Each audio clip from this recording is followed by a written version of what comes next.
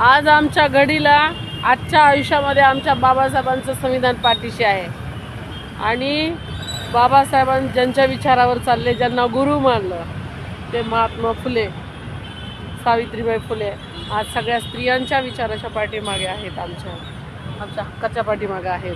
आणि काय त्यांनी शेण माती दगडगोटे जर मार खाल्ला नसता, झेलले नसते, तर कदाचित आज आमच्या अंगावर असे कपडे आले नसते, कदाचित असं अभिव्यक्त होता आलं नसतं.